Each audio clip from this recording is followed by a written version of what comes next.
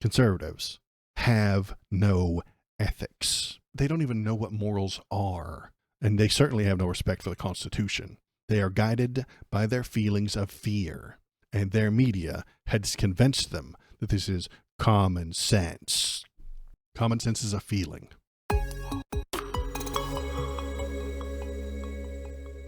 Yeah, here's the last bit that I wanted to talk about today. And it might get me banned. It might get me canceled. It might get this stream that you are currently watching removed from the internet. So here we go with the controversy. Here is Donald Trump. This is the official White House fucking website talking about a lab leak, the true origins of COVID-19. YouTube, listen, I am not suggesting this. The government is suggesting it. I am disagreeing with the government. Okay? Don't fucking ban me. Ban the government, please, for the love of God. Somebody ban Donald Trump from everything. Don't ban me for telling everybody what he's said and calling it horseshit. They are telling you that it's COVID-19. It was a lab leak and isn't actually dangerous. It's very fucked up. The proximal origins of SARS-CoV-19 publication, which was used repeatedly by public health officials and the media to discredit the lab leak theory, was prompted by Dr. Fauci to push the preferred narrative that COVID-19 originated naturally. Oh my God. Look, you can't possibly, how does a virus walk this far? Viruses can't walk this far. Viruses are very tiny. And then this is propaganda, y'all. This is 100% propaganda. The HHS obstruction, the Biden administration, HHS, engaged in a multi-year campaign to delay, confuse, and non-responsiveness in an attempt to obstruct the selective subcommittee's investigation to hide the evidence that could incriminate or embarrass senior public health officials. It appeared that HHS even intentionally undersourced its component that responds to legislative oversight requests. This is about feelings, man. COVID's over. If this is true, the lab leak, then you still needed to get the injection. You still needed to wear the mask. You still lost all that time. Your kids still lost all that time in school. You still had to quarantine to prevent the spread. But conservatives, if it was a lab leak, think that none of that happened. I don't get it. I really don't. I need a conservative fucking explain this to me. What fucking difference does it make where it came from? How does that change anything? Great. If it came from a fucking lab, you still need to wear a mask. You still had to get the injections. You still should have been fired for denying those injections. You should. We still should have booted the people from the military for denying those injections. That's all still true, even if it came from a lab. And if it didn't, it's all still true. Changing the past doesn't change the fucking past, man. Denying the past doesn't change it. Denying the past doesn't change it. But conservatives are a backward-facing ideology. And if they can change what happened in the past, then they can decide how the future is going to go. I don't fucking know, man. I really don't get why the White House is pumping out all of this fucking propaganda. Is it to make them? It's to make them feel better, I suppose. Mask mandates. There was no conclusive evidence that masks effectively protected Americans from COVID-19. Public health officials flip-flopped on the efficacy of masks without providing American scientific data, causing a massive uptick in public distrust. They feel bad about having to wear a mask because they didn't like it. They didn't like it. They didn't like it. They don't want to wear a mask. Conservatives don't want to wear a mask because it makes them feel silly. They look silly. They don't like it. They had feelings. They felt a certain way about it. And that feeling was anti-reality, anti-truth, and not correct. Their feelings were wrong. And if you tell a conservative their feelings are wrong, then you're attacking them. You're harming them. You are attacking their very identity. And they can't have that. So when they're in power, they rewrite the history to make it seem like their feelings were correct. That's a decent Elmer Fudd. Can I do an Elmer Fudd voice? Let me see. Be very, very quiet. I'm hunting wabbits. That wascally wabbit. That wascally wabbit. He went away from me again. I think I can pull it off. They have feelings, and those feelings were anti-mask, anti-Fauci, anti-shot, those feelings they had. The science doesn't support any of their feelings. Their feelings don't agree or align with the science. So now they have to retcon what happened, why it happened, to make their feelings more legitimate. If in their brains, in the broken, disgusting, belief-filled brain the conservatives have, they need their past feelings to be validated. And that is what Donald Trump is doing here. Everything political comes down to feelings. Everything, all politics are based on feelings, and they felt like they didn't like the masks, and they felt like they didn't like Fauci, and they felt like they couldn't trust him. And so they invented bullshit, horseshit, nonsense. They invented COVID denialism to make their feelings more valid. Science proved COVID denialism to be wrong. And now that Donald Trump is in charge, he gets to print and create mountains of propaganda, proving in quotation marks, that their feelings were just and justified. This is past propaganda. This website is some sort of feelings propaganda. I don't know what else. I don't know what this is, man. This is anti-reality, and it is coming from the White House to make people feel better about the feelings they had in the past that were proven by science to be wrong. Retcon to save conservative fifis. We cannot survive too much of this. Y'all, we might survive this, but we can't survive too much of it. If reality is abandoned for conservative feelings, we will all die.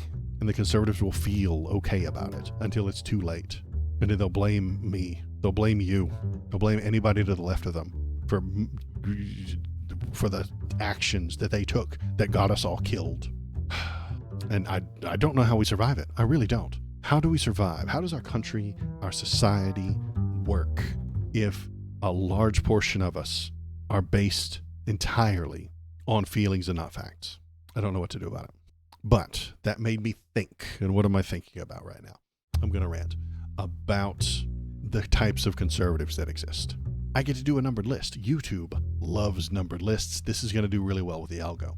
Pressing the thumbs up button will release chemicals in your human brain that will make you feel. I was thinking about who supports Donald Trump and all of the nonsense that he spews all the time. I came to the conclusion that there are 4 kinds of Trump supporters. Number 1, the intellectuals, online neo-Nazis that are just asking questions. These are the conspiracy theorists on Reddit. They like to argue edgy topics like online race science or underpopulation or trans issues. They practice their debate tactics on anonymous boards like 4chan, often describing themselves as classic libertarians. They make bad faith arguments constantly. They question even the most banal statements from the Dems, but ignore raging lies from Donald Trump. Biden says the sky is blue. They will launch into a 10-hour online debate to determine if that is true. And if it turns out to be true, it's some kind of evidence to prove that Biden actually controls all of the media and the weather and suppressed Hunter Biden's laptop somehow. Donald Trump, on the other hand, says China pays tariffs. They all smile and nod. That is how that works. No, man, that's not true. That is not a correct factual statement. When Biden wanted to forgive student loans, it was, according to the intellectuals, a wild overreach of his authority. He can't tell people they don't have to pay the government back. He doesn't have that kind of authority as a president. He's breaking all the rules. He's ignoring all the laws, and they were disgusted with his authoritarian tendencies. But those same people allow Trump to black bag innocent people and send them to a gulag. No trials, no evidence, no court. Conservatives have no ethics. They don't even know what morals are. And they certainly have no respect for the Constitution. They are guided by their feelings of fear. And their media has convinced them that this is common sense. Common sense is a feeling. I would love somebody to debate me on that. Common sense is a feeling. You feel like something is right and correct, and it's common sense. It's very hard to explain, but common sense is a feeling. And yes, anyone who unironically uses the words common sense probably fits into this first category. They do often overlap with the other categories as well. Category number 2, the religious, the true believers, mostly white evangelicals, but a lot of the dudes from the group 1 have adopted a fake faith so that they can use it as a cudgel in arguments to get a bigger audience from this category 2. It is the belief that Trump and his fans are exploiting here. By pretending to venerate the same deity that the religious people pretend to venerate, they become allies. Belief is a problem. Belief is the foot in the door that Trump uses to further his brand of fascism. American religion has slowly flipped on its head over the past 40 years or so. They used to try to convince people to be more Christ-like. They don't do that anymore. No. Today, they try and convince people that their opinions are the same opinions that Christ had. It's quite convenient that Jesus agrees with you and all your political opinions. Jesus votes the same way you did, and Jesus supports the same tax plan that you support, and Jesus hates all the same people that you hate. And that makes them feel good. It makes them feel right and righteous. All politics are based on feelings. I say it every day. That famous Descartes saying that you've heard 1,000 times, I think, therefore I am. Well, there's a famous Waldo saying, I believe, therefore I am gullible. And I think that is exactly the problem. The people in this category too have abandoned reality, and I've been pointing at it all day. Abandoned what's true for what feels good. Category 3, grifters. These are the famous people who have adopted categories 1 and 2 to make themselves famous and rich. J.D. Vance, Elon, Vivek the Fake, Candace Owens, Ben Shapiro. They proclaim the lies loudly and often because that gets them paid. There is no money in telling the truth. There's not. There is no money in truth-telling. There is some money in a newspaper and putting out facts and press and stuff like that, but they're all going out of business, aren't they? The media is going out of business, especially if they tell the truth. There's no money in telling the truth. Reality tastes like shit. It's harsh and boring and usually makes people feel really bad. You and I have been looking at some reality today and it tastes like shit. Bullshit, however, is delicious. Lies make people feel good and powerful. The grifters will tell lies to let you stop being who you are. The grifters tell you pleasant lies so that you can feel better about yourself and your identity. No, you're not a filthy primate with a rapidly deteriorating body. No. You're an immortal soul that will fly among the clouds someday. You don't hate people because they're different. No.